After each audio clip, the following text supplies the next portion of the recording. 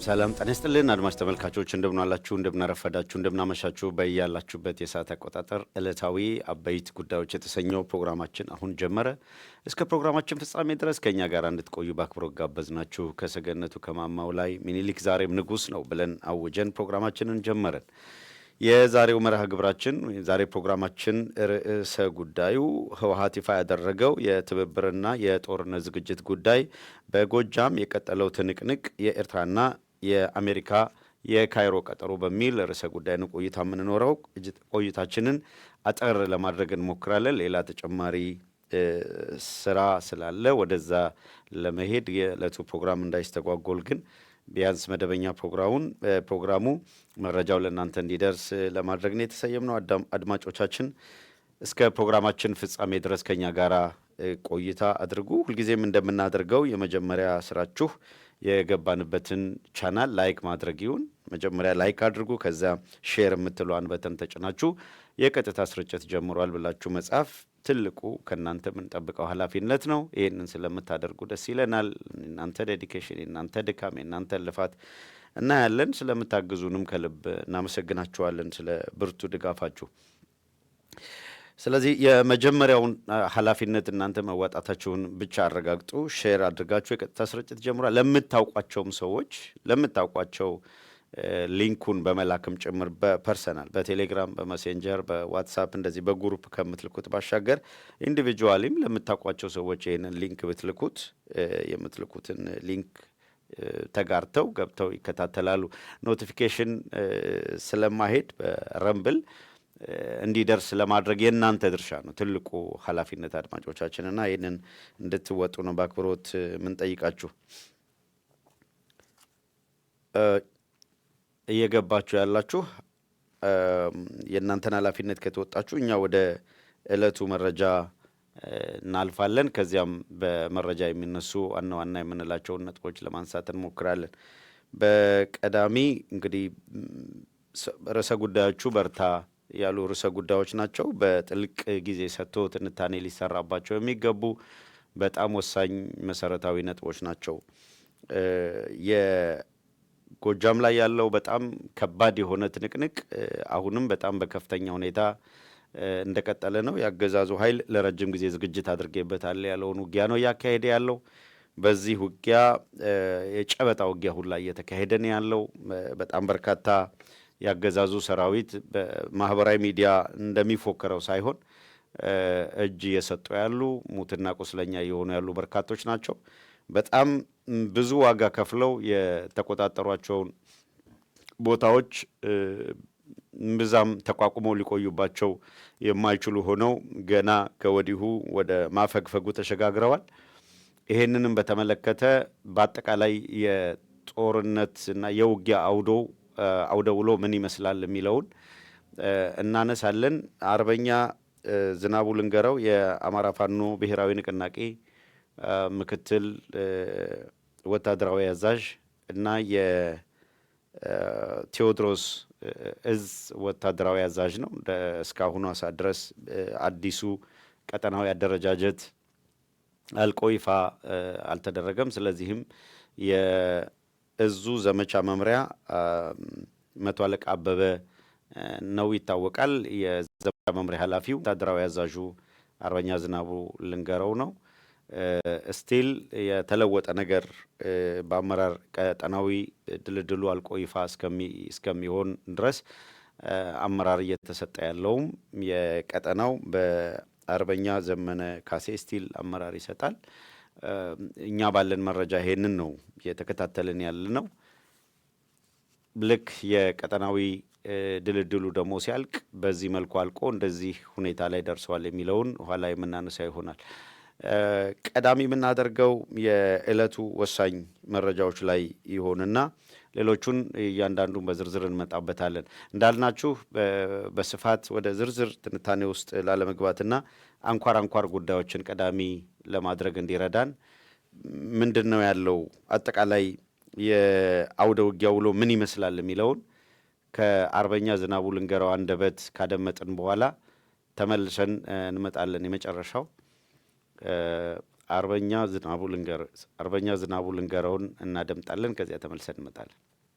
እንዴት እንጠብቀው? መልካም እንግዲህ ዞሮ ከጠላት እንቅስቃሴዎች አንጻር ምናልባት ጠላት የሚዲያ ሰራዊት ሁሉ አዘጋጅቶ እንተና የሚባል አመራር ማረኩ እንተና የሚባል አመራር ገደልሁ ብሎ ሚዲያ ላይ ለማስነገር ተዘጋጅቶ ነው ይህን ጦርነት የጀመረው። ይህን ጦርነት ነው ያከሸፍ ነው። ምናልባት አሁን የሚያወሩት እንኳን አይኖራቸውም። ጉንጭን ያስያዝናቸው ብቻ በሚል የሚገለጽ አይደለም። ሱሪያቸውን አስወልቀን የላክናቸው ያው ከአንዴም 2-3 ጊዜ ይሞክሩናል። እንደማይችሉን ያውቁታል። ነገር ግን ያው ሽንፈታቸውን ማመን ስለማይፈልጉ አሁንም ቢሆን መንፈራገጣቸውን አያቆሙም። እኛ ምናልባት በዚህ ክረምት ተጠናቀቃል፣ በዚህ ክረምት ይህን እንሰራለን ብለን ቅድሚያ ተንብየን የምንገባበት ጦርነት የለም። የአማራ ነጻ እስከሚወጣ ድረስ እንዋጋለን፣ እናደራጃለን፣ እናሰለጥናለን፣ እናስታጥቃለን፣ ጦርነት እንመራለን። የአማራ ነጻ ሲወጣ ወደ ሰላማዊ ህይወታችን እንመለሳለን። የአማራ ህዝብና የኢትዮጵያ ህዝብ የሚመጥን ስርዓተ መንግስት እንተክላለን። እስከዚያ ድረስ እንታገላለን። በዚህ ክረምት፣ በዛኛው ክረምት፣ በዚህ ዓመት፣ በዚህ ወር የሚወሰን ውሳኔ ነው ብለን ገደብ የምናበጅለት ጦርነት አይደለም። የህልውና ጦርነት ነው የገጠምነው። የዚህ የህልውና ጦርነት ደግሞ መቼ ይጠናቀቃል የሚለው በእኛ በማድረግ አቅም የሚወሰን ነው። ከተቻለ የውጊያውን ጊዜ ለማሳጠር ጦርነቱን በአጭር ጊዜ ውስጥ ለማጠናቀቅ ሁላችንም ተግተን እንሰራለን፣ እናደራጃለን፣ ኃይላችን እናጠናከራለን፣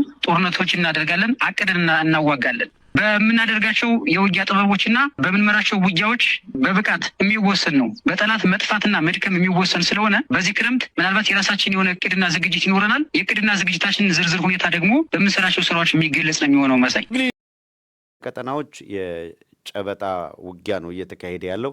ያገዛዙ ሰራዊት በስፋት ገብቶ ሲያበቃ በመግባትና መውጣት ሁለቱ እንደምታውቁት ለየቀል ነው።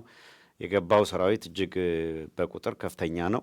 ነገር ግን የገባው አብዛኛው ይወጣሉ ነው ጥያቄው። ሲገቡ በጣም እንደምታውቁት ፎክረው ነው የሚገቡት። ነገር ግን ሲወጡ በትላንትናው ዕለትም የተለያዩ ማሳያዎችን ስናቀርብ ነበረ። እንዴት ያለ እንቅስቃሴ እየተደረገ ነው የሚለውን አድማጮች ብዙዎቻችሁ ተከታትላችሁታል። የዛሬ የተወሰኑ ማሳያዎች ነው የምናደርገው። ለምሳሌ ያገዛዙ ኃይል አንዱ ያስፈልግ ነው። አገዛዙ ከአደረሳቸው ጉዳቶች መካከል በጣም እልህ አስጨራሽ በሆነ ሁኔታ ወደ ቀጠናው ገብቶ ከፈጸመው ግፍ በደል እና ካደረሰው ጉዳት አንጻር እንቅስቃሴው ምን ይመስላል የሚለውን ሌላ በቀጠናው ላይ 35 እናየዋለን። በቀጠናው ላይ ያለው ሁኔታ ምን ይመስላል የሚለውን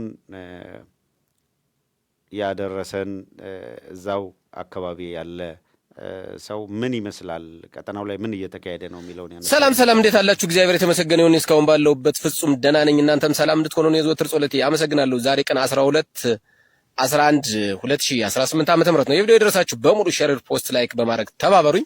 እንደተለመደው ፎሎም አድርጉት። በዛሬው ዕለት ከደብረ ማርቆስ ወደ ስናን፣ ከማቻክል ወደ ደጋሰኝን፣ ከየቦላ ወደ ጮቄ እና ከደንበጫ ከገሊላ ወደ ዋበር እና ከፈረስ ቤት አቅጣጫ በነበረው እጅግ በጣም እልህ አስጨራሽ ውጊያ ነበረ። በመሆኑም በአሁኑ ሰዓት ወደ ጮቄ እያመራ ነው ያገዛዙ ወታደር ማለት ነው። እዚህ ጋር ሌላችሁ የፈለኩት እኔ ከስናን ወረዳ ምስራቅ ጎጃም ስናን ወረዳ ከምትባለው ቦታ በዘፈቀደ የሚተኮሰው የመድፍ ጥይት ሁለተኛ ቀኑን ይዟል። በዚህም የማህበረሰቡን ቤትና ንብረት እያወደመና ብዙ ህይወትም አጥፍቷል። በዚህ አጋጣሚ የምነግራችሁ የወረዳው አስተዳደር አቶ ወርቄ ይባላል፣ የስናን ወረዳ አስተዳደር ማለት ነው። ስለዚህ የዚህ ሰውዬ በተወረወረው መድፍ የዚህ የወረዳ አስተዳድሩ የሚስቱ አጎት ጣማዊት ገደል ቤት የሚባል ከረው ገበያ የተወረወረ መድፍ ሚስቱ አጎት ላይ አርፎ እንግዲህ ይሄ ሰውዬ ህይወቱ አልፏል ማለት ነው። እንግዲህ እንደዚህ ነው። እኔ ብልጽግና አቅም የላቸውም። የብልጽግና ባለስልጣን አማራ ሆነው የብልጽግና ባለስልጣን አቅም የላቸውም፣ ተው ማለት አይችሉም። እንደውም ጊዜው ባወቀና የወረዳው ምክትል ወረዳ አስተዳደር ማለት ነው ጊዜው ባወቀና እርቂሁን የተባሉት በሉት ደብድቡት እያሉ ማህበረሰቡን እንደሚያስደበድቡና ሁለተኛ ቀኑን የያዘው የመድፍ ውርወራ በአጋጣሚ ሆኖ ሌሎች ህይወታቸው ያለፉ አሉ። ግን ዛሬ መንገር የፈለኩት የወረዳው የሚስቱን አጎት በራሱ አቶ ወርቂሁን ባስተኮሰው መድፍ የሚስቱን አጎት ገላግሎታል ማለት ነው። ንብረቱም ወድሟል። ሰውየውም በተተኮሰው መድፍ ጥይት ህይወቱ አልፏል ማለት ነው። በእጅግ በጣም በርከት ያሉ የማህበረሰብ ንብረቶች፣ ከብቶች፣ በጎች፣ ላሞችና ፈረሶች በጣም ብዙ ተጎድተዋል። ብዙ ቤቶችም ተቃጥለዋል። እንደዚህ በዘፈቀደ የሚተኮሰው የመድፍ ጥይት ማለት ነው። እና እንደዚህ ሆኖ እየተደረገ የወረዳ የብልጽግና ባለስልጣናት ሆዳሞች አንድም ቀን ቅሬታ አቅርበው አያውቁም ለአገዛዙ ወታደር። አንድም ቀን ማለት ነው። እንግዲህ ፋኖ ጋር እኮ መግጠም ይቻላል፣ ምንም ችግር የለውም። እስካሁን ድረስ ከተወረወረው ጥይት አንድም ጥይት ፋኖ ላይ ማረፍ አልቻለም። ግን የማህበረሰቡን ንብረት፣ የማህበረሰቡን ቤት፣ የማህበረሰቡን ህይወት እጅግ በጣም በመቅጸፍ ላይ ይገኛል። እንዳልኳችሁ የአማራ ብልጽግና ባለስልጣኖች ከማጎብደድ ውጪ ሌላ አማራጭ የላቸውም። እከካሞች፣ ፈሳሞች፣ ጅሎች ስለሆኑ እንዳልኳችሁ የወረዳ አስተዳደር አቶ ወርቂውንና አቶ ጊዜው ባወቀ የተባሉት በሉት እያሉ እያዙዛሩ መድፉን በ19ኙም ወረዳ በ19ኙም ቀበሌ ያሉት የማህበረሰብ ሰዎች እጅግ በጣም እየተሰቃዩ ይገኛሉ ማለት ነው። አመሰግናለሁ። የተከታተላችሁትን ይመስል ነበር። እዚህ ሌላ እንዳለን መለስ ብለን ለማምጣት እንሞክራለን። ቅርብ የተላክ አድማጮች እስከ ፍጻሜው ከኛ ጋር ቆይታ አድርጎ አሁንም ዘገባን በሚመለከት የተወሰኑ ልናተኩርባቸው የሚገቡ ማሳያዎች እያነሳን እንቀጥላለን። በዚሁ መሰረት ሰራዊቱ ምን ያህል በመግባትና መውጣት በኩል ቀደም ሲል ያልኳችሁ ሲገቡ ዘለው ነው የሚገቡት፣ ሲወጡ ግን ያን ያክል የገባውን ሰራዊት ነው ወይ የሚወጣው የሚለውን ደግሞ በተግባር ከውጤቱ ነው ማንም ሰው ሊገነዘብ የሚችለውና በሁለት መስክ ውጊያ እያካሄዱ ነው ያሉት። አንደኛው በጣም እየሰሩበት ያለው ፕሮፓጋንዳው ላይ ነው ያተኮሩት። ቀደም ብለው አርበኛ ዝናቡም ሲገልጸው እንደሰማችሁት ይሄንን ሊያራግቡ የሚችሉ የፕሮፓጋንዲስቶች ቀጥረዋል። መጀመሪያ እንዳውም ጮቄ ተራራ ላይ መሐመድ ተሰማ በኤአይ ሁሉ ሲሰቅሉት ተመልክተናልና እዛ አይነት ብርዳማ ተራራ ላይ ቢሄድስ ምንድን ነው የሚፈይደው ነው። ዞሮ ግን ለማንኛውም ከሽምቅ ውጊያ የሚያካሂዱ ሳይሆን የሚመስሉት ከሽምቅ ተዋጊ ጋር የተሟላ ሜካናይዝድ ከያዘ ጋር እንኳን በዚህ ደረጃ ውጊያ አታካሂድም። እውነት ለመናገርና ምን ያህል ዴስፐሬት እንዳደረጉ የመዋጋት አቅማቸው በጣም ዝቅተኛ እንደሆነ ሚሊታሪው የሞራል ስለሌለው አሁን አገዛዙ ነፍሱን ለማቆየት እየሞከረ ያለው በሙሉ ሮኬት ጭምር በጣም ከርቀት በማስወንጨፍ ነው እና የአርሶ አደሩ መኖሪያ ቤቶች ላይ ግን አለን። ወደ ቀጣዮቹ ነው የምናልፈው። አድማጮች አሁንም ከኛ ጋር ቆይታ ስታደርጉ የአገዛዙ ኃይል የተነሳበትና አሁን ያለበትን ደረጃ በምን መልኩ እየተቋጨ እንደሆነ እያሳየን የምንሄደው። ለምሳሌ 34 መሰረታዊ በሆነ መንገድ መለስ ብለን የአብይ አህመድን አገዛዝ በተመለከተ እንዴት አይነት አረመኔ ዋሾና በውድቀት ላይ ውድቀት እየጠራ ያለ መሆኑን ለማስተዋል እንዲረዳ መለስ ብለን ወደ ስልጣን በመጣበት ጊዜ ካደረገው ንግግር የተወሰነውን ቀንጭበን እንምጣ። አይኖው እሱን መስማት በጣም ለብዙዎቻችሁ ፔንፉል እንደሆነ እናውቃለን። ግን አንዳንዴ በጣም ፔንፉልም ቢሆን በቃ ግዴታ እስከሆነ እዛ ቦታ ላይ አሁን እኛ ሚዲያ ላይ እስካለን ድረስ ነው አይደል? ፈጣሪ እዚህ ጋር ስላረገኝ እንጂ ባልኖር ደስ ባለኝና ባልሰማሁትም ነበር። ግን ደግሞ በቃ ዴስቲኔሽናችን እዚህ ጋር ሆኗል። የግድ ነው፣ የህልውና ትግል ነው፣ ምርጫ የለንም።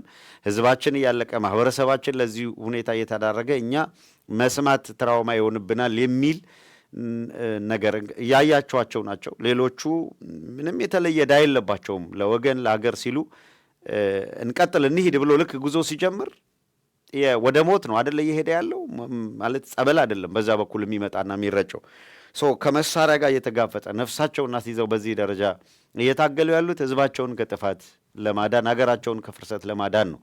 ምን አይነት ወንበዴ ስርዓት እንደሆነ እስቲ የአብይ አህመድ አገዛዝ ወደ ስልጣን በመጣበት ጊዜ የነበረውን ሁኔታ የሚያስቃየውን ቪዲዮ እናዳምጠው። እንኳን ደስ አሉት። በዛሬው ዕለት ይህንን ትልቅ ሀገር ይህንን ትልቅ ህዝብ ለመምራት ከፍተኛ ኃላፊነት ዛሬ ተቀብሏልና እርሱም እንደው ከዛሬው ዕለት ጀምሮ የኢትዮጵያን ህዝብ ለመምራት ከወሰዱት ትልቅ ኃላፊነት ጋር ተያይዞ የሚሰማው ስሜት ምንድን ነው? አመሰግናለሁ። ክቡር አቶ መለስ ዜናዊ መጀመሪያ ለነጻነት ለዲሞክራሲ የተደረገው ትግል ከፍተኛ ተጋድሎ ያደረጉ ዘመናቸውን በሙሉ ለዚህ ህዝብ ያላቸውን የሰጡና ያለፉ ናቸው።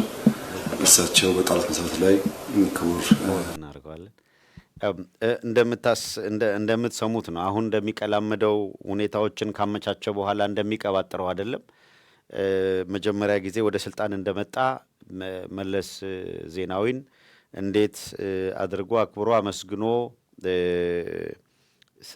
ኢህአዴግ እንደ ኢህአዴግም እንደ ድርጅት ምን አይነት ድርጅት ነው? ሰላም አለው? ምንድን ነው አይሚን የኢህአዴግን ሰላም ማስቀጠል ነው የምፈልገው ነው ሲል የምትሰሙት። በኋላ የኢህአዴግን ሰላም አስቀጥላለሁ፣ የኢህአዴግን ልማት አስቀጥላለሁ ሲል የነበረ ነው። ከዛ በኋላ ቀን ጠብቆ ሁኔታዎች ሲመቻቹለት ግን እኛ ዝሆነን እንበላለን፣ እንቆርጣለን፣ እንቀረጥፋለን፣ ከኛ ውጭ ላሳር፣ የሰበሩን ሰበር ናቸው፣ ነፍጠኛውን ወዘተረፈ ወደሚል የተሄደው በአስተማማኝ ሁኔታ እንደዚህ አይነት እንደ እባብ ተሽሎክልኮ ገብቶ ቦታውን ከያዘ በኋላ ነው። ተሽሎክልኮ ቦታው ላይ አንዴ መደላድል ከፈጠረ በኋላ ያንን ሁሉ ውለታ የዋለ ህዝብ ነው ዳምፕ ያደረገው። አውሬነት ነው። እሱ ከሚሞት ብለው ቦምብ ጨብጠን እንሙት ያሉ የአዲስ አበባ ወጣቶች ናቸው የመጀመሪያው የአብይ አህመድ ጥላቻ ገፈት ቀማሽ የሆኑት። ከፍተኛ ኦሮሞ ጠል ነው አዲስ አበባ ያለው የሚል ንግግሩን ታስታውሳላችሁ። ከዚያ በኋላ ደግሞ አዲስ አበባን አብቹ ተፈናቀለ ምናምን ጎሳ ተፈናቀለ ወደሚል ሄደው እንደምታስታውሱትና እንዲህ ያለ በጣም ሰይጣናዊ ስራ ከሚሰራ ሰው ጋር ነው ትግል እየተደረገ ያለው። እስቲ እንቀጥል። እሱም እንደው ከዛሬዋ ዕለት ጀምሮ የኢትዮጵያን ህዝብ ለመምራት ከወሰዱት ትልቅ ኃላፊነት ጋር ተያይዞ የሚሰማው ስሜት ምንድን ነው? አመሰግናለሁ። ክቡር አቶ መለስ ዜናዊ መጀመሪያ ለነጻነት ለዲሞክራሲ የተደረገው ትግል ከፍተኛ ተጋድሎ ያደረጉ ዘመናቸውን በሙሉ ለዚህ ህዝብ ያላቸውን የሰጡና ያለፉ ናቸው። እሳቸው በጣሉት መሰረት ላይ ክቡር የቀድሞ ጠቅላይ ሚኒስትር አቶ ኃይለማርያም ደሳለኝ ላለፉት 6 ዓመታት እጅግ በጣም ፈታኝ ከባድ የነበረን ጊዜ ልማታችንን ማስቀጠል ችለዋል። ሰላማችንን ማስቀጠል ችለዋል። አንድነታችንን ማስቀጠል ችለዋል። ከሁሉም በተለየ መልኩ ግን የስልጣን ሽግግሩ ፍጹም ውብ ዲሞክራሲያዊና ሰላማዊ እንዲሆን አዲስ ምዕራፍ ለኢትዮጵያውያን ከፍተዋል። እኔ ከነበሩ መሪዎች ሁሉ ክቡር ጠቅላይ ሚኒስትር ኃይለማርያም በጣም እድለኛ ናቸው ብዬ አስባለሁ። አጀማመራቸው ብቻ ሳይሆን አጨራረሳቸውን በጣም ውብ ስለነበረ ለኔም ጸሎቴ የእሳቸው አይነት አጨራረስ እንዲኖር ነው። በቆይታዬ የእሳቸውን ፈለግ ተከትዬ ቀን ከሌት ለኢትዮጵያ ሰላም፣ ለኢትዮጵያ ዲሞክራሲ፣ ለኢትዮጵያ አንድነት ሰራለሁ። እኔ የሁሉም ኢትዮጵያውያን መሪ ነኝ። ሁሉም ኢትዮጵያውያን አቅፌ፣ ሁሉም ኢትዮጵያውያን ሰምቼ ለሁሉም መልካም ብዬ የማስበውን ነገር በዘመኔ ለማድረግ ጥረት አደርጋለሁ። ከዚህ በኋላ ኢትዮጵያ ውስጥ የስልጣን ሽግግሩም ይሄንን መልክ ይዞ ይከተላል ብዬ አምናለሁ። ከክቡር ቀድሞ የክቡር ጠቅላይ ሚኒስትር ኃይለማርያም ደሳለኝ ጋር በካቢኔ አባልነት እና በድርጅት በርካታ ስራዎች ሰርተናል። የቅርብ ወዳጄ ወንድሜም ናቸው፣ መሪም ነበሩ። ወደፊት በርካታ ስራዎች አብረን እንሰራለን። ከእሳቸው ብቻ ሳይሆን በተቃርኖ ሀሳብ የሚንቀሳቀሱ ኃይሎችም ጭምር ተደምረን ብቻ ነው ኢትዮጵያን የሚያክል ትልቅ ሀገር ወደፊት መውሰድ የምንችለውና ያንን ተከትዬ እንደምሰራ ተስፋ አደርጋለሁ። ትልቅ መሰረት ተጥሏል። ትልቅ ቤዝ ተጥሏል። እኔ እሱ ላይ ተጨማሪውን ብሎክ ማስቀመጥ ስለሆነ ከሁሉም ኢትዮጵያውያን ብሔሮች፣ ብሔረሰቦችና ህዝቦች ጋር ሆኜ የኢትዮጵያ መጻኢ ዕድል መልካም አደርጋለሁ የሚል ሙሉ እምነት አለኝ። በጣም ጨካኝ ሰው ነው የእውነት።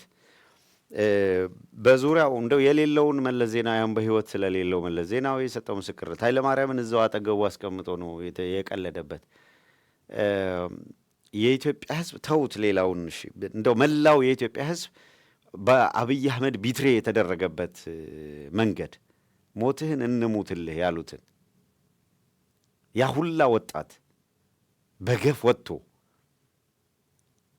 አርሶ አደሩ በመደገፍ ረገድ የተጫወተውን ሚና የምታውቁት ነው። ዳር እስከ ዳር ወጥቶ ከጎንህ ነን ብሎ የሱን ሞት የሞተለት አርሶ አደር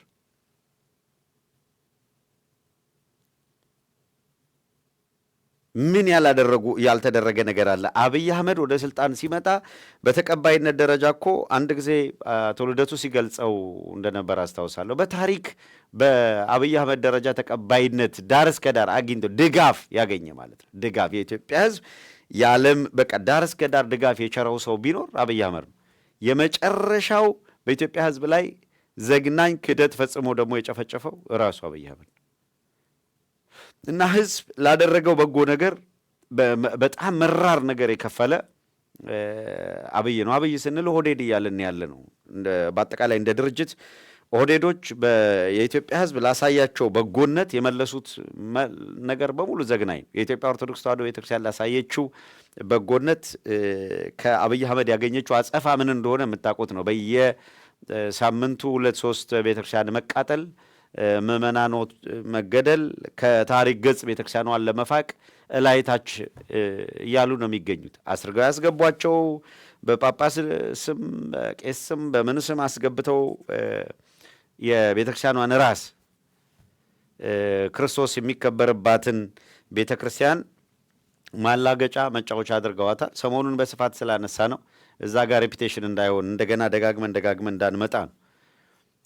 ግን እነማን ናቸው በየጊዜው እነማን ናቸው በህዝብ ላይ የቀለዱት፣ እነማን ናቸው ምን ሲያደርጉ የነበሩት የሚለውን በደንብ ህዝቡ እየመዘገበ መሄድ አለበት። በእያንዳንዱ ህሊና ውስጥ የግድ መቀመጥ ያለበት ወሳኝ ጉዳይ ስለሆነ ነው ይሄን ለማንሳትና እንደው በምልሰትም ይሄንን አረመኔያዊ ክህደቱን ለማሳየት የማጭበርበር ወሰኑ ምን ያህል እንደሆነ እስኪረጋጋ ድረስ ኢማጅን እስኪረጋጋ ክፉ የመሰለውን ጊዜ እስከሚያልፍበት ድረስ መሸጋገር ያደረገው ኢትዮጵያን ህዝብ ልክ ተደላድሏል። ምቹ ሁኔታ አግኝቷል። ዘመዶቹን አገኘ። ፔንፉል ነው በጣም። ኦህዴድ አቅም የሌለው ነበር እንደምታውቁት። ከአማራ ጋር ተጠግቶ ኢህአዴግ በነበሩበት ጊዜ አራቱ ድርጅቶች ናቸው አይደለ? ብአዴን አለ፣ ህወሓት አለ፣ ደህዴን አለ እና ኦህዴድ ራሱ አለ።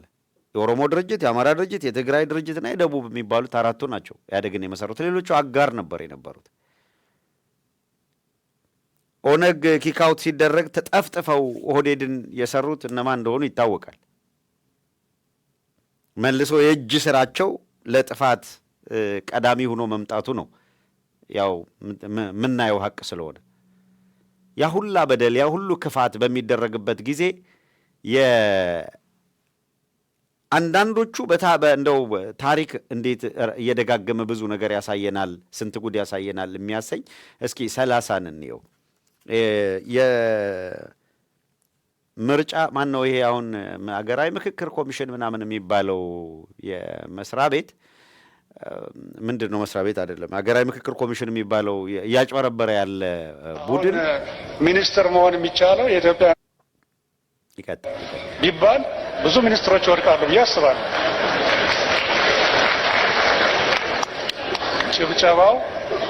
ጭብጨባው ትክክለኛነቴን የሚያመላክት ይመስለኛል። ስለዚህ አንዴ ይደገም። ይሄ መስፍን አርአያ የሚባለው ሰውዬ ነው በ2006 ዓመተ ምህረት ነው ይሄንን የተናገረው። አሁን ሚኒስትር መሆን የሚቻለው የኢትዮጵያን ሕዝብ መዝሙር መዘመር ነው ቢባል ብዙ ሚኒስትሮች ይወድቃሉ ብዬ አስባለሁ።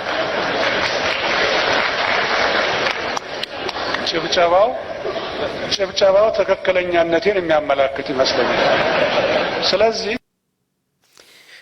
አድርባይነት መልኳ ማንን ይመስላል ቢባል ቁርጥ መስፍን አርአያን እንዲባል ያደረገ ሰው ነው። እንግዲህ በየዘመኑ ምቹ አጋጣሚ እየጠበቀ አጋጣሚውን መጠቀም የሚፈልግ እዚሁ ላይ ልክ መስፍን አርአያ 2006 ይህን ሲል የነበረ ማለት የኢትዮጵያ ሕዝብ መዝሙር ብሎ ይህንን ሚኒስትሮቹ አይችሉትም እያለ እየተቸ ነው። ቢፈተኑ በሚኒስትርነት ለመቀጠል ስንቱ ሚኒስትር በስልጣን ሊቀጥል ይችላል?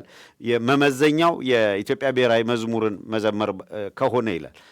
ያኔ እንደምታውቁት በርካታ ምሁራን አሁን ያለው የህዝብ መዝሙር አፕሮፕሬት አይደለም፣ የሰንደቅ ዓላማው ላይ የተጨመረው ነገር አከራካሪ ስለሆነ ብዙ አወዛጋቢ ነገሮች ባሉበት ነው መስፍን አርአያ ኢህአዴግም እያለ እንደዚሁ አሸርጦ ለኢህአዴግ መገረድ ከዛ ይሄኛውንም ለምን ብሎ ጥያቄ አለማንሳትም ጭምር እና እንደ አንዳንድ ሰው እንደ ባለሙያ ብቻ እንደ ሐኪም ብቻ ስለሚቆጥረው የቆየ አድርባይነት ነው ተከትሎት የመጣው የሚለውን ለማንሳት ነው።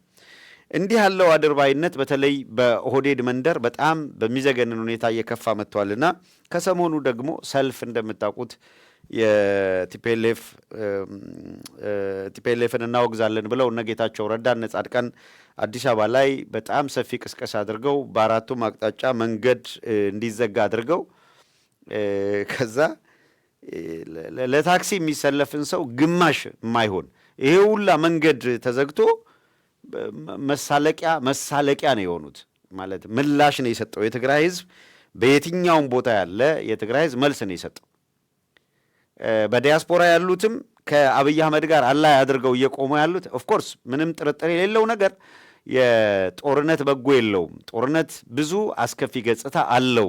ይሄ አከራካሪ አይደለም። የጦርነት አስከፊ ገጽታ አለውና ጦረኛ ነኝ የሚል አካል መጥቶ ሲያወድምህ ቆመህ ውደም የሚባል ግን የለም። ዓለም አቀፍ ህግ እንኳን የሚለው ሊያወድምህ የመጣ አካል ሊገልህ የመጣ ሊያጠፋ የመጣን አካል ራስህን ከጥፋት ተከላከል ነው። ሞራላዊ ነው፣ ህጋዊ ነው። ከባድ ከበባ እየፈጸመ ያለ በትግራይ ላይ የአብይ አህመድ አገዛዝ አሁን ትግራይ ላይ እንከላከል ሲሉ ለምን ብሎ ሰልፍ የጠራው ጌታቸው ረዳ ምንም ይሄ ነው የሚባል የአመፅ እንቅስቃሴ በሌለበት ምንድን ነበር ያደረጉት የሚለውን እናንሳ። የእውነት ምንድን ነበረ? ትንሽ ይለብሻል።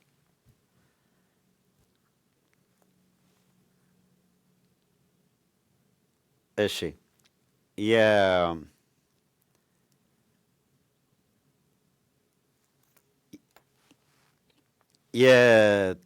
የትግራይ ተወላጆች በየአቅጣጫው ይቅርታ አድማጮች ተደራቢ ድምፅ ሲመጣ ነው ትንሽ እንትን ዝም ያልኩት፣ ይስተካከላል። ሰልፍ ወጡ። ሰልፋቸው ሙሉ በሙሉ ኪሳራን ያስተናገደ ሰልፍ ነበረ በእውነቱ። እሱም በተመለከተም ሰፋ ያለ ፕሮግራም ቅዳሜ ዕለት ሰርተንበታል። ብዙዎችም አይ ቲንክ ተከታትለውታል። በማህበራዊ ሚዲያ ላይም ተቀነጫጭቦ የሚዘዋወር ሃይላይት የሚደረግ እንደዚህ በየቲክቶኩም ብዙዎች ሲያሰራጩት የነበረው የነጌታቸው ረዳን ኪሳራ የሚያሳይ ነው። እኔ ግን አሁን ላነሳ የፈለግኩት ምንድን ነው፣ ጌታቸው ረዳ ምንም ባልነበረበት ማለት በዚያም በዚህም ምንም ባልነበረበት ስል አገዛዙ እና በህዝብ መካከል ቅራኔዎች ተነስተው የአመፅ እንቅስቃሴ በነበረበት ወቅት ለምን አመጻችሁ፣ ለምን እምቢ አላችሁ ብሎ ከመንግስት ጋር ሆኖ ሊቃወሙ አገዛዙን የሚቃወሙ አካላትን ሲተች ነበረ።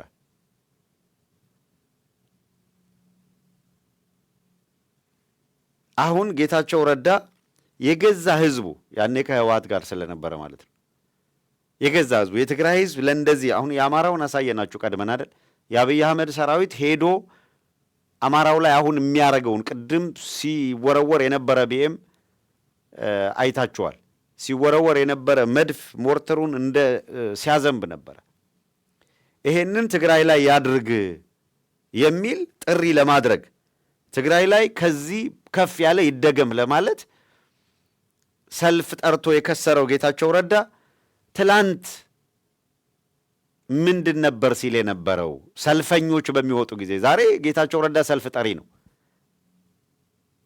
እንደው በመልሰት ጌታቸውን ሰምተን ወደ ቀጣዩ እንሄዳለን።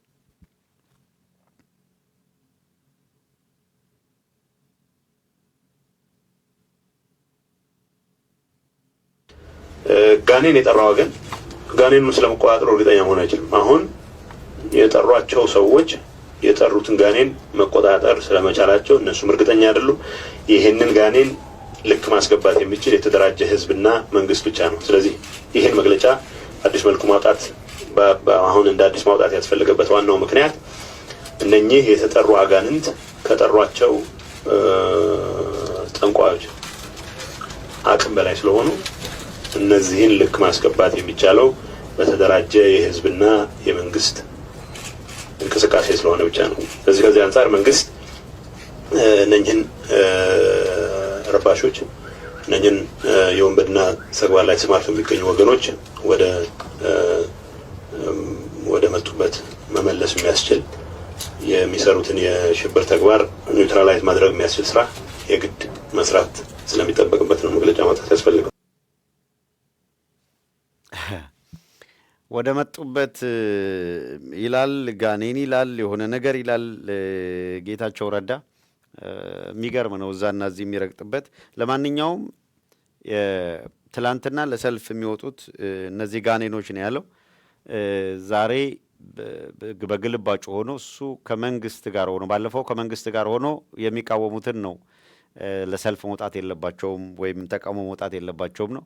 አሁን ጌታቸው መንግስት ከሚባለው አካል ጋር ቆሞ ግን ሌላውን ክልላዊ መንግስት ለመቃወም ጋኔን መጥራት ብቻ ሳይሆን ራሱ ጋኔን ሆኖ በአደባባይ ላይ ተገኘ። የትግራይ ህዝብ እንግዲህ 98-99 በመቶ ኦርቶዶክስ ነው። አማተበበት መሰለኝ ጌቾ ብቻውን የቀረ ጋኔን ሆኗል። አደባባዩ ላይ አብረውት የነበሩትም ምናልባት ትንንሽ ጋኔኖች ሊሆኑ ይችላሉ ትተው ሄደዋል። በጣም የሚገርመው ይሄንን ቪዲዮ እንደገና ምንድነው የፈለኩት እዚህ ጋር ስብሃት ነጋ ማስታወስ ያስፈልጋልና ስብሃት እንደምታውቁት እንደፈለገ እንደመጣለት የሚናገር ሰውዬ ነው። አቦይ ስብሃት የሚባለው ሰው ማለት ነው። አብይ አህመድን አንተ በጣም ብዙ ጅን ያለብህ አልኩት ያለው አብይ ወደ ስልጣን ከመምጣቱ በፊት ነው። እና ጌቾ ያን ጊዜ ጋኔን ነው የጠራችሁት ሲል ነበረ። በርካታ ጋኔን የተሸከመው እዛው አብሮት ያለው አብይ አህመድ ነው። አብይ አህመድ የአብይ አህመድን ትእዛዝ ተከትሎ መቼም ጋኔን ጋር ነውና ማአት ጋኔኖች ወደ አደባባይ ማምጣት ፍላጎት በረ ሳይሳካ የቀረ ነው። ሁሉም እንዴት ያለ የራሳቸው ቃል መልሶ የሚበላቸው ሆነው እንዳለ ለማሳየት ያክል ነው። ግፍና በደል ጌታቸው ረዳ አሁን ይሄንን ሲል የአብይ አገዛዝ እሱ እንደሚለው ወደ ትግራይ በነጻነት ወካ አድርጎ ቢገባ ምንድነው ሊፈጥር የሚችለው? የምር ሊከሰት የሚችለው ምንድነው? ያ በጣም ዘግናኝ የሆነው የማህበረ ዴጎን ሌላ ጊዜ እናየዋለን። ግን አንድ በቀላሉ ማርከው ሲይዙ እነሱ እንዴት ምርኮ ይዛሉ፣ ሌላው እንዴት ምርኮ ይዛል የሚለውን ሊያሳይልን ስለሚችል 33ን ነው እስቲ የምርኮኛ አያያዛቸው። ምርኮኛ ያዝን ሲሉ እነሱ እንደ ጀብድ ሲቆጥሩት ምርኮኛ እንዴት ነው የሚይዙት፣ ሌላው ደግሞ ምርኮኛ ሲይዝ እንዴት ነው የሚለውን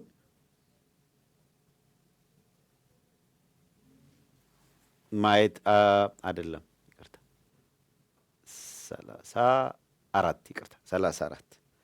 34ን እናየዋለን።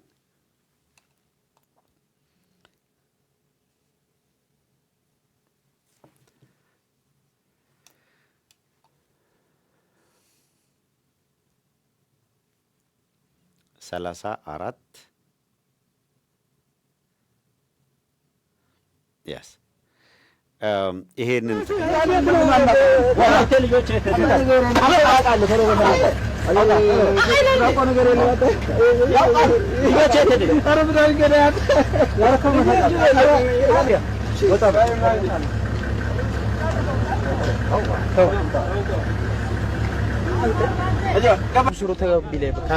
ፌደራል ፖሊስ ሀነሳኸኝ ልዩ አክልቶም ሀቅ ትዘረቡ ሀቅ ትዘረቡ ሀቅ ትዘረቡ ለፋ እንዲህ እንዴት እንትን አይነት ለታውቃ ዳኛቸው ወጣው አቶ ዘመን ይሄ እንደታ ዘመን ዘረብ ዘረብ ወታደር ጋር ወታደር ፖሊስ ጋር ወታደር ሽሪ ነው ወርኩ ገባራ ሐረስተ አይኮንን ተዛረብ ይላል አማርኛ ይችላል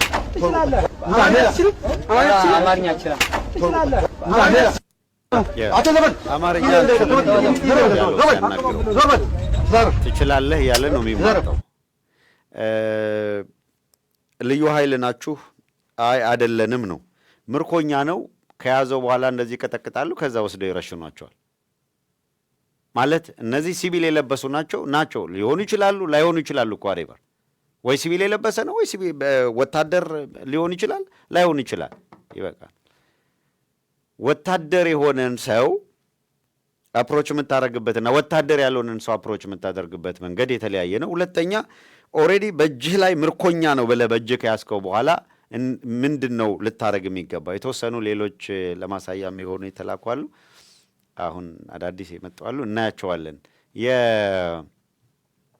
የምርኮኛ አያያዛቸውንም በተመለከተ እንደው አንድ ሁለት ነገር ብለን አሳይተን ወደ ቀጣዩ እንደ መረጃ ስለሆነ በጣም በጥልቀት ስለማንሄድባቸው በእሱ አድርገን ፕሮግራማችንን ሰብሰብ ለማድረግ ጥረት እናደርጋለን። ከሰሞኑ ወደ ጎጃም ካቀኑ በኋላ በቃ እንደ ትልቅ ጀብድ የቆጠሩት በአንድ አካባቢ ላይ አገኘን የሚሏቸውን 3 ወይም 4 ልጆች በጦር ምርኮ እኮ አይደለም ሲዋጉ የያዟቸው ምርኮኞች አይደሉም። ከልጆቹን የእውነት ካለባበሳቸውም በአጠቃላይ ከሁኔታቸውም ልትረዱ ትችላላችሁ። ኢቨን ኢፍ እንደዛ እንኳን ሆኖ ቢሆን የተማረከ እና በምርኮኝነት የመጣ እንኳን ቢሆን የፋኖ ኃይሎች ምርኮኛ ሲይዙ የምርኮኛ አያያዛቸውና ያገዛዙ ኃይል ምርኮኛ ያስኩ የሚልበትን መንገድ ስታዩ ሰማይና ምድር ነው። በሕግም በሞራልም ረገድ እንዴት በጣም በጣም ለየቅል እንደሆኑ የምታዩበት ነው። በጣም እንዴት ያለ ነውረኛ ስራ እንደሚሰሩ ነው። ለምሳሌ እነዚህ በፋኖ ኃይሎች የተማረኩ ናቸው። ያ ቀጥሎ ያለው 34 ነው። ይሄ ከዛ 35ን እንደዚህ አድርገን ነው የተማረኩ ኃይሎች ናቸው። ፋኖች ሲማርኩ የማረኳቸውን ሰብስበው ምግብ ሰጥተው ሕክምና እንዲያገኙ ያደርጋሉ። እነዚህ ምግብና ሕክምና እንዲሰጣቸው ምናምን ያደረጓቸው ነው። የቆሰለ ደግሞ እንደዚህ ታዝሎ ተሸክሞ ሁላ ሕክምና ወደሚያገኝበት ቦታ እንዲሄድ ያደርጋሉ። ዘሪቨርስ እነሱ ደግሞ ያው መከላከያ የሚባለውን ኃይል ያቸው ወደ ኋላ እንዴት አድርገው በስቅይት ለመፈጸም ይሄ ቶርቸር ሲፈጽሙና እንዴት አድርገው ወደ ኋላ የፍጥኛ ስራዋቸው ደግሞ ታያላችሁ። የተማረከ ነው እጁ ላይ ምንም ከሌለ ይሄ ሁሉ ሰራዊት ከቦታል። እነሱ ቀጠና ላይ ነው ያለው።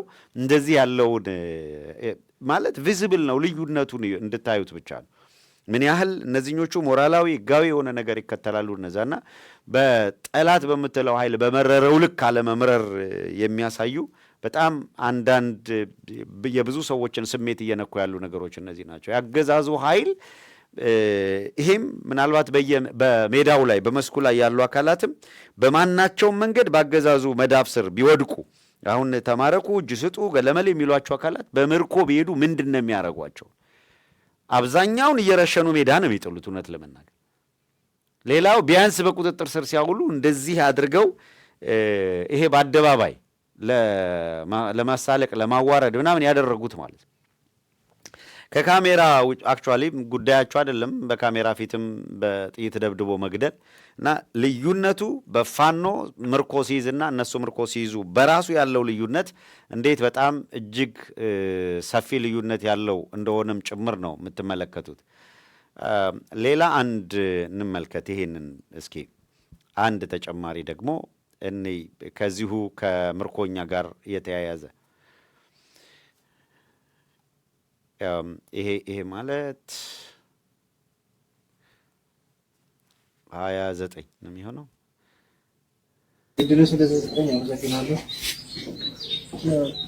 ስንተኛ ሻለቃ ነው የመጣው? መጀመሪያ የመጣሁት 3ኛ ሬጅመንት ነበርኩኝ። ከ3ኛ ሬጅመንት ያው ወደ 5ኛ ሬጅመንት ተቀላቅያለሁ ማለት ነው። ያው በለጦሩ 87ኛ 5ኛ ሬጅመንት 4ኛ ሻምበል ላይ ነው ያለሁት ማለት ነው። ያው በዚህ ሲቀጥል ደግሞ ያለው ትናንት ያው እኔ ከኋላ ነበርኩኝ ያንዳመሬ ነበር። ስለዚህ ከኋላ ጥይት ቀርቶ ነበር። እሱን ለማውጣት በዛ ወደ ኋላ ቀርቻለሁ ማለት ነው። ከዛ ወደ ኋላ በቀረው ሰዓት ልጅ ደግሞ የኔ ልጅ ነበር፣ አንድ ልጅ ከዛ እርሻ ላይ የተኛ ልጅ ነበር። ከዛ እሱን እንትን እላለሁ ብዬ ከዛ በኋላ ከዛ እኔም ያው ወደ ኋላ ቀርቼ ተሸክሜ ነበረ። ከዛ በኋላ እጄ ወጥቼ ጥይቱ ጥዬ ከዛ ወደ ሸክም ውስጥ ገብቻለሁ ማለት ነው። እና ይሄ ነው ምርኮኛ በዚህ መንገድ ቁጭ አድርገው አረጋግተው ምግብና ውሃ ሰጥተው ከዛ በኋላ ምንድን ነው የነበረው ሁኔታ እያሉ ፕሮፌሽናል ወይ በዚህ መንገድ እየጠየቁ ያናግራሉ፣ ሌሎቹ እንደፈለጉ ይዘባርቃሉ። አሁን ሌላ መሸጋገሪያ ወደ ሌላኛው ክፍል መሸጋገሪያ የሚያደርገን የማን ነው የመስፍን አርአያን የመጀመሪያው 27 ነውና አንድ ዜና ቢቢሲ በትላንትናው ዕለት ያጋራን ዜና ነበረና በቢቢሲ ዜና ላይ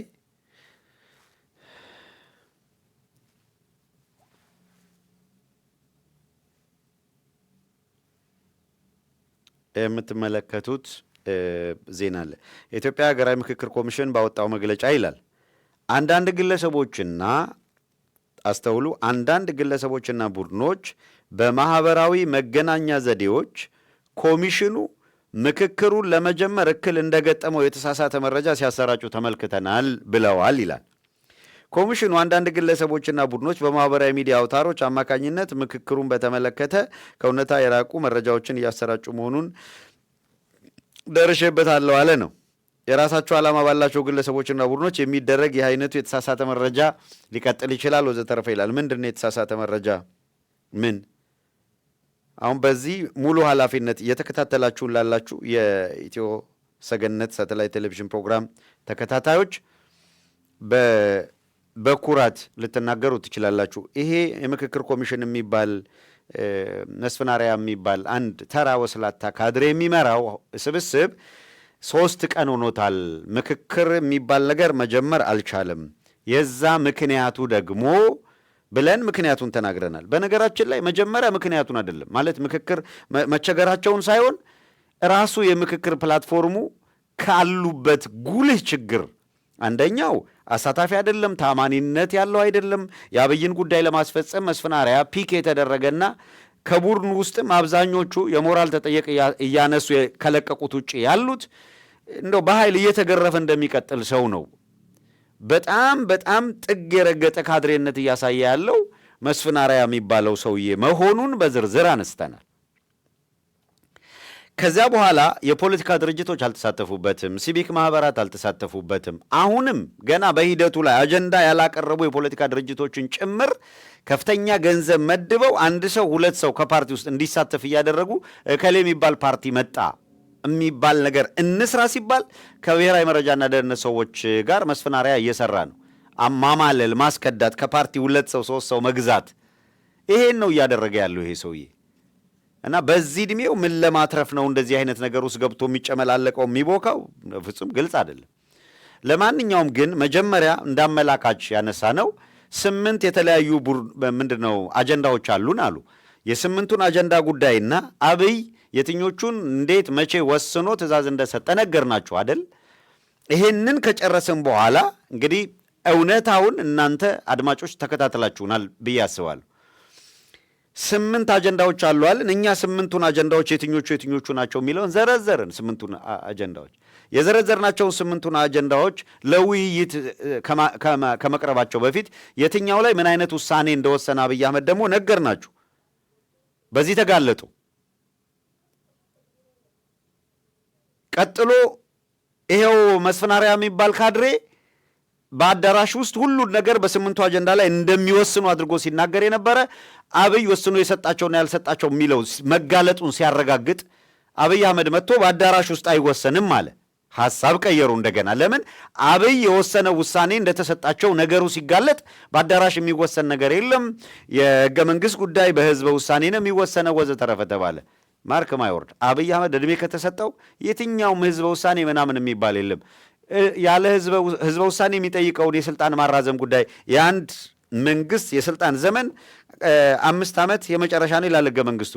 አብይ አህመድ 2 ዓመት አሳልፎ ምርጫ ባደረገበት ጊዜ ምክንያት እየፈጠረ የትኛውን ሕግ የትኛውን ስርዓት ተከትሎ ነው? የአገሪቱ የሥራ ቋንቋ አማርኛ መሆኑን ከሚደነግገው በቀር ሌሎች ቋንቋዎች በተመለከተ የሚለው የለም። እንደምታውቁት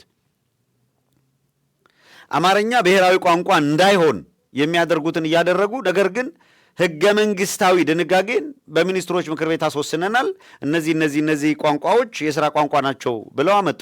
ያውም በሚስጥር ደግሞ ምን ሲሉ እንደነበረ እንደምታውቁት አንስተናል። እና በጣም የሚወሰላልቱ ዛሬ ያሉትን ነገ የማይደግሙ ሰዎች ናቸው። የሆነ ሆኖ መስፍን አርአያ አጀንዳዎቹን ገለጸ። እኛም ይሄንን ካጋለጥን በኋላ በመጨረሻ ለመጨረሻ ጊዜ የሰጠነው አስተያየት ለምሳሌ አይረቤነቱን ለማሳየት 8 የተለያዩ ግሩፖች አሉ በ8ቱ አጀንዳ ላይ የሚመክሩ ለአንድ ግሩፕ የሚሰጠው አንድ አጀንዳ ነው። ኤክስ የተባለው ግሩፕ ከ8ቱ አንዱ አጀንዳ ተሰጠው፣ 7ቱን አያውቃቸውም። ይሄንን እንደው የምታውቁ የሰማችሁ እናስታውሳለን ብላችሁ በኮሜንት ባር ላይ የሰማችሁትን ያህል ልትጽፉ ትችላላችሁ። አንዱ ቡድን አንድ ቦታ ነው የሚሳተፈው፣ ሁለተኛ ሌላ ቦታ ላይ ሊሳተፍ አይችልም። ስለዚህ አንዱ ቡድን የሚያውቀው አንዷን አጀንዳ ነው። ከዚያ ግን 4000 ሰዎች በ8 አጀንዳ ጉዳይ ላይ ተወያይተው ተስማሙ ነው የሚባለው ብለን እንዴት ነገርየው እንደማያስኬድ አቀረብን። ይሄ በሳተላይት ቴሌቪዥን በአራቱም ማዕዘን ኢትዮጵያ ውስጥ ይሰማል። መስፍን አርአያን ጨምሮ ሌሎችም አካላት ቁጭ ብለው እንደሚያደምጡ ደግሞ እናውቃለን። ምክንያቱም ምን አይነት መረጃ በየቀኑ ይዘን እንደምንመጣ ያውቃሉና ነው። ከመረጃ አንጻር ፕራውድሊ መናገር እንችላለን። እኛ ብቸኛ ነን ማለት አንችልም። አቅማችን በፈቀደ ግን ክሪቲካል መረጃዎችን ከአገዛዙ ላይ መረጃ መንጥፎ ዛት ዋይ ያገዛዙ ሰዎች እኮ እኛን በእጃችን ገባ ይላሉ፣ መረጃ ይላሉ፣ ሁልጊዜ መረጃ ይላሉ። አዎ፣ ምክንያቱም በቃ በልዩ ሁኔታ የምንታወቀው በመረጃ ነው። መረጃ ከየት ይመጣል? ህዝብ ካልደገፈህ። በነገራችን ላይ አሁን እኮ ፐብሊኩ ይኸውልህ ሶርሱ የመረጃ ሶርሱ የመከላከያ መረጃ እኮ ከመከላከያ ነው የምናመጣው። የደህንነት መረጃ ከደህንነት መዋቅር ውስጥ እኮ በጥንቆላ በአስማት አይደለም የሚመጣው። ሰነዶች በሙሉ የሚመጡት ከየት ነው?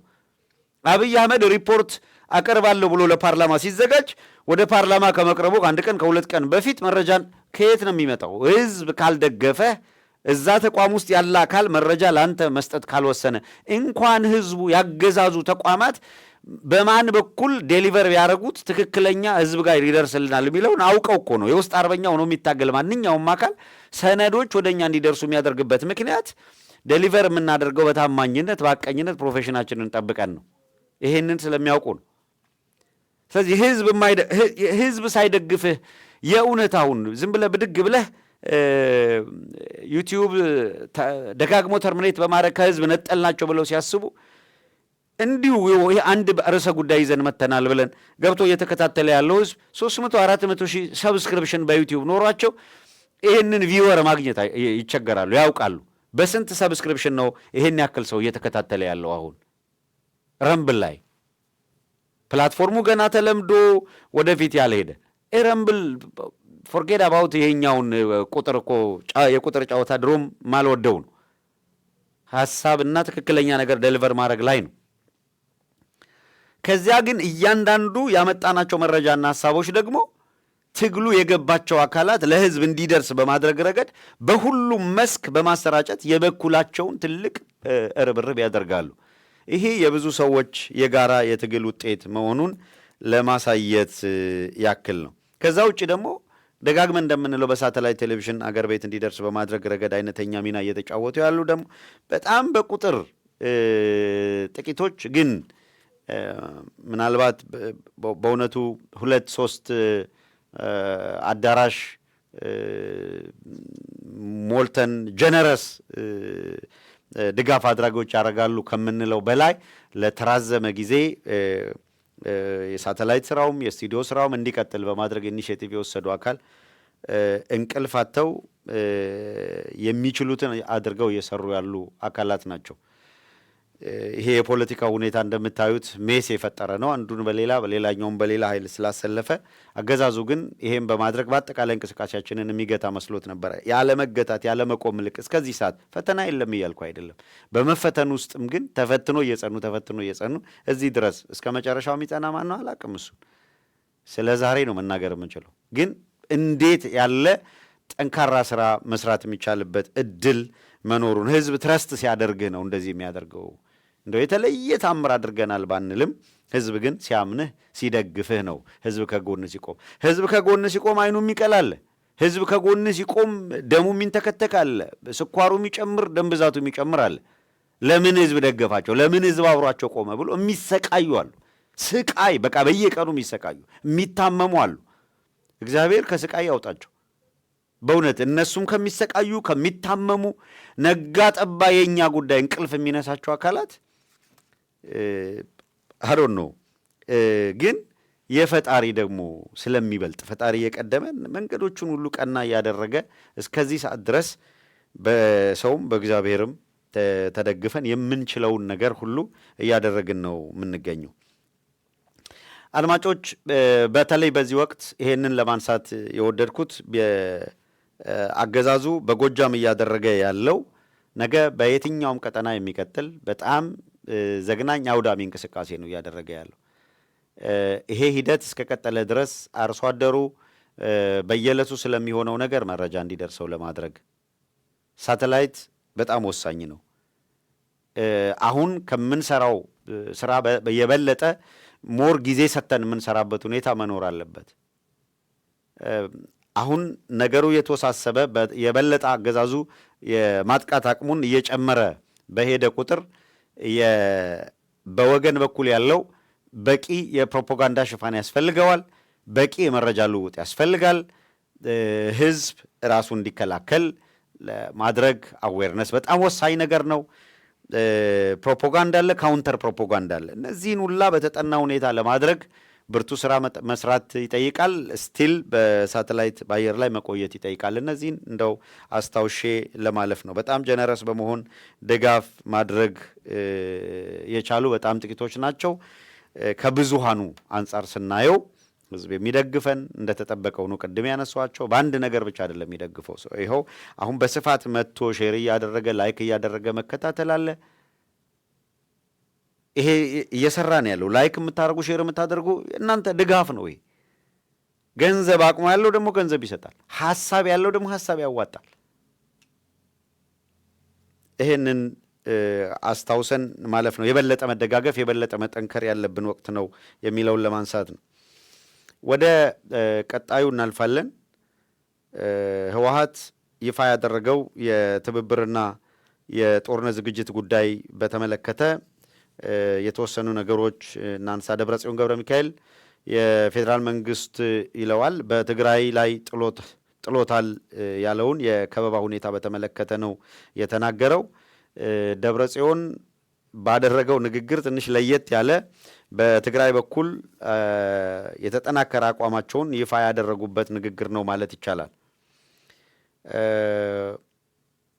ከመቀሌ ከተማ ነዋሪዎች ጋር በተደረገ ውይይት ላይ ነው ዶክተር ደብረጽዮን ንግግር ያደረገው። በዚህ ንግግሩ ሁለት በጣም ቁልፍ ጉዳዮች አንስቷል። አንደኛው ከበባ ለመስበር የሚያስችል አስተማማኝ ጉልበት ገንብተናል፣ የውጭ ኃይሎች አጋርነትም በከፍተኛ ሁኔታ አጠናክረናል ነው ያለው። በአንድ በኩል የከበባ መኖሩን ነገር ግን ደግሞ ከበባውን ለመስበር የሚያስችል ይሄንን ከበባ ለመቀልበስ የሚያስችል በቂ አቅም ገንብተናል የሚል ነው። ከዚያ ባሻገር ግን ትብብርን በተመለከተ ደግሞ የውስጥ ትብብርን በተመለከተ ኢንተርናል አፌርን በተመለከተ ይሄ ነው የሚለው ነገር የገለጸው ባይኖርም የውጭ አጋሮች በሚል ግን የገለጸው የውጭ አጋሮች ጋር ግልጽ የሆነ ትብብር አለ ወይም አቅም መስርተናል ነው የሚለው። የውጭ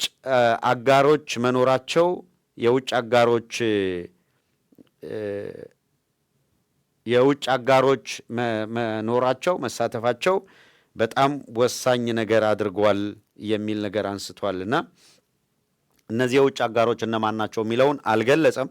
በኮመን ሰንስ ነገሩን እንረዳለን። ቀደም ሲልም ሲባል የቆየ እንደሆነ ይታወቃል። በጣም ነገሩን የበለጠ ሰፋ አድርገን ጊዜ ሰጥተን እንድንተነትነው የሚያስገድድ ግን ርዕሰ ጉዳዩ ላይ ተያያዥ አድርጌ ያቀረብኳቸው ነገሮች አሉ። ህወሓት ይፋ ያደረገው የትብብር አቋም አለ። የትብብር አቋሙ የውስጡን አልገለጸም። የውጭ አካላት ጋር ወይም ከውጭ አገር መንግስታት ጋር ወይም ወደቨር ድርጅቶች ጋር ግን ግንኙነት እንዳለው ይፋ አድርጓል። ይሄ የሚያሳየው የፌዴራል አገዛዝ ነኝ የሚለው አብይ አህመድ ከፈለገው ኃይል ጋር ተጣምሮ ሊያደርስ የሚችለውን ጉዳት ከፈለግነው የትኛውም አካል ጋር ተጣምረን ራሳችን እንከላከላለን በሚል የተገለጸ ነው። የአማራ ህዝብ የህልውና ትግል የሚመሩ አካላትን ስንል የነበረው ይህንን ነው። አገዛዙ አሁን እንዳያችሁት አይነት የጥፋት አጀንዳውን ይዞ ሲመጣና እንደዚህ ያለ ህዝብ ላይ የቢኤም በመታዩ ደረጃ ሲወረውር ማአት ድሮኖችን ሲያፈላ ይሄንን የሚከላከል የሚመክትና የሚቋቋም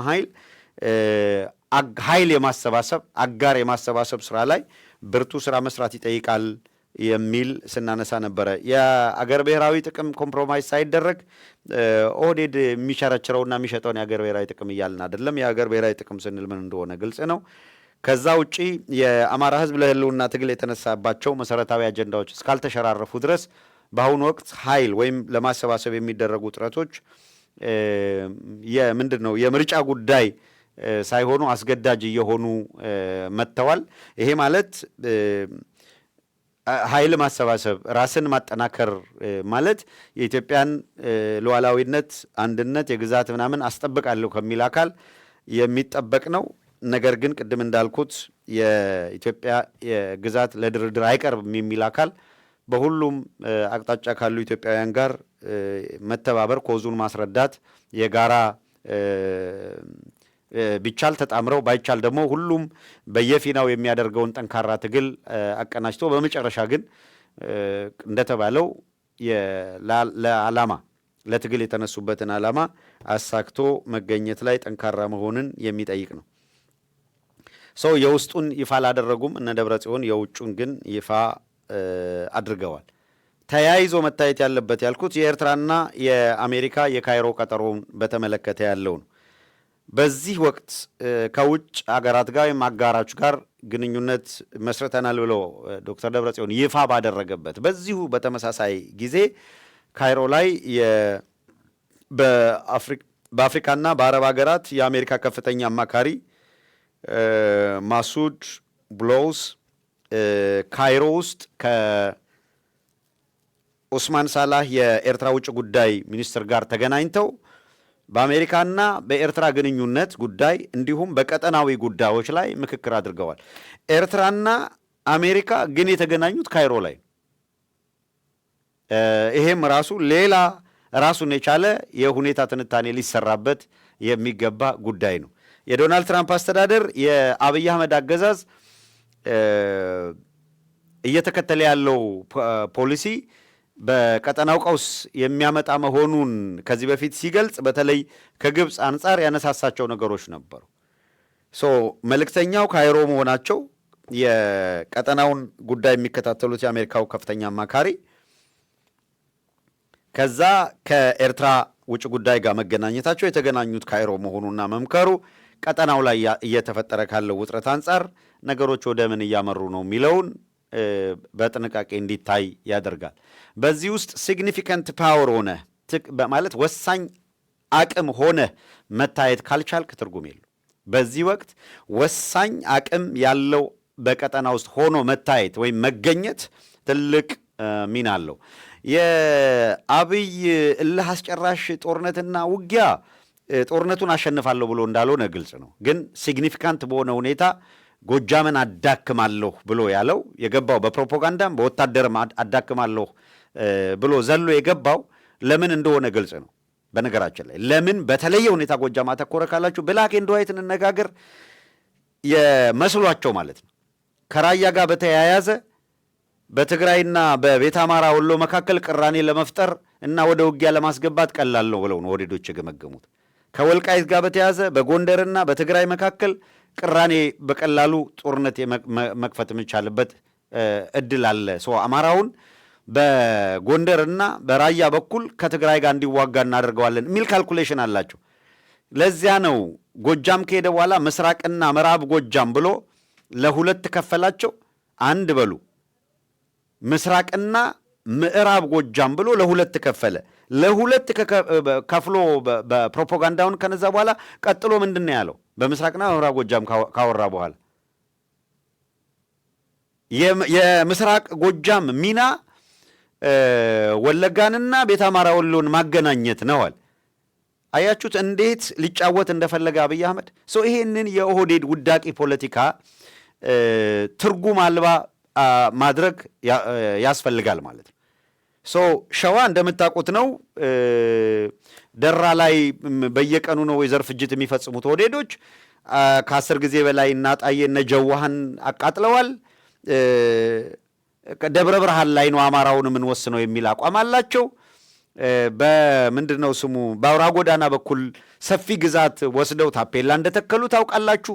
ግን አማራው በወልቃይትና በራያ ጉዳይ ብቻ ተጠምዶ ከትግሬ ጋር ይዋጋ የሚል አቋም ነው ያላቸው። የአማራው መሰረታዊ አቋም ደግሞ ግልጽ ሆኗል። በወልቃይትና በራያ መካከል፣ በጠለምትና በመተከል፣ በፓዊና በደራ መካከል ለአማራ የህልውና ትግል አንዱም ከሌላኛው በስንዝር አይበላለጡም። ወልቃይት ቀይ መስመር ነው የሚል አማራ ቤኒሻንጉል ላይ ያለው መተከልም ፓዊም ደራም የአዲስ አበባ ጉዳይም በነገራችን ላይ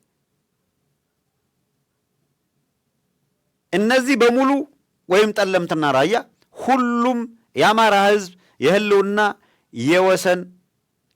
የወሰንና የማንነት ጥያቄ ያነሳባቸው ቦታዎች በአጠቃላይ በአገር አቀፍ ደረጃ ስርዓት ለውጦ ማዕቀፍ አውጥቶ ሊፈታቸው የሚገቡ ጉዳዮች ናቸው።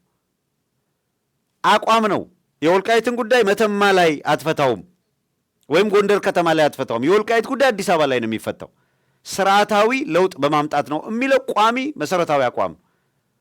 የመተከልና የፓዊን ጉዳይ ባህር ዳር ላይ አትፈታውም፣ የምትፈታው አዲስ አበባ ላይ ነው። የራያ የጠለምት ጉዳይ የደራ ጉዳይ ልትፈታው የምትችለው አዲስ አበባ ላይ ነው። በኢትዮጵያ ውስጥ የኦህዴድ አገዛዝ ሲያከትምለትና ስርዓታዊ ለውጥ ሲመጣ ነው። ልክ አማራ ጥያቄ እንዳለው ሌሎች ጥያቄ ያላቸውና በአጎራባች ከየክልሉ ጋር ያሉ ግጭቶች በአጠቃላይ ሳይንሳዊ በሆነ መንገድ ኢትዮጵያ ውስጥ ግጭት እንዲያከትም ለማድረግ የሚያስችል አዲስ ሐሳብ ይዞ መምጣት ያስፈልጋል። የፌዴራል ስርዓት የ1983 የፌዴራል ስርዓት ውድቀቱ መገለጫው አንዱ እንዲህ ያለ ቀውስ በአገሪቷ ውስጥ ማስከተሉ ነው። ስለዚህ ለአንዴና ለመጨረሻ ጊዜ እንዲያበቃ አድርጎ መስራት ያስፈልጋል የሚለውን ለማንሳት ያክል ነው። አድማጮች ከዚህ በላይ አልሄድም። እዚህ ጋር ፕሮግራማችንን እንቋጭና የነገ ሰው ይበለም ብለን ለመሰነባበት ግን እንደምታውቁት ሰኞ፣ ሮብና አርብ ሁልጊዜም የትንታኔ ፕሮግራም ስላለ የትንታኔ ፕሮግራሙን እንከታተላለን። እሱን አብራችሁን ተከታተሉ። እኔ ከወዲሁ ልሰናበት። የትንታኔ ፕሮግራሙ ይቀጥላል። ፈጣሪ ፈቅዶ የነገ ሰው ካለን ነገ ደግሞ እንደሱ ፍቃድ እንገናኛለን። የዛሬን በዚሁ አብቅተን